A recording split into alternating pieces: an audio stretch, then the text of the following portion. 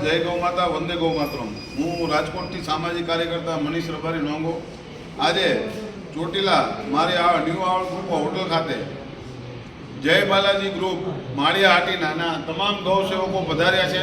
તેમનું તમામનું આપણે સ્વાગત છે આપણી હોટલ ઉપર અને આપણા હૃદયમાં। કેમ કે કોઈ પણ જગ્યાએ કોઈ પણ વ્યક્તિ ગૌ સેવા સમાજ સેવાના કાર્યો કરતા હોય તો એને બિરદાવવા એ આપણી જિમ્મેદારી બને છે। માટે તમામ ગૌ સેવકોનું સ્વાગત છે અને દિલથી આભાર છે કે તમે એક ગ્રુપ બનાવીને દર શનિવારે લાડવા ખવડાવવાનું હોય કે રવિવારે ગૌ માતાને ઘાસ ચાલુ નાખવાનું હોય, કોઈ પણ જગ્યાએ ગૌ માતા એક્સિડન્ટ પામે તો એને તાત્કાલિક સારવાર આપવાની હોય કે ગૌ માતાને સમાધિ આપવાની હોય, તમામ પ્રકારના કાર્યો આ બાલાજી ગ્રુપ દ્વારા કરવામાં આવે છે માળિયામાં।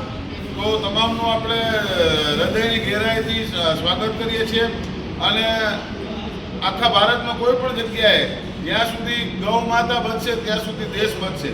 માટે ગૌ બચાવો દેશ બચાવો અને આપણો એક જ નારો છે કે ભારતભરમાં ગૌ માતાને જલ્દીથી જલ્દી રાષ્ટ્રમાતાનો દરજ્જો મળે તેવી અમે તમામ ભારતના યશસ્વી પ્રધાનમંત્રી શ્રી નરેન્દ્ર મોદી સાહેબ પાસે માંગીએ છીએ।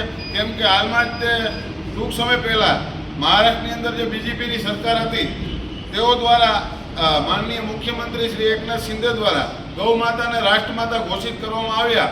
જો મહારાષ્ટ્રમાં બીજેપીની શાસન સરકાર હોય અને મહારાષ્ટ્રના મુખ્યમંત્રી કરી શકે ગૌ માતાને રાષ્ટ્રમાતા, તો ગુજરાતના તો પ્રધાનમંત્રી છે, ભારત દેશમાં ગૌ માતાને રાષ્ટ્રમાતા કેમ ના કરી શકે? તો આવો આપણે સાથે મળીને એક નારો લગાડીએ, ગૌ માતા કો રાષ્ટ્રમાતા, ગૌ માતા કો રાષ્ટ્રમાતા, ગૌ હત્યા બંધ કરો, ગૌ હત્યા બંધ કરો। જય ગૌ માતા, વંદે ગૌ માતા।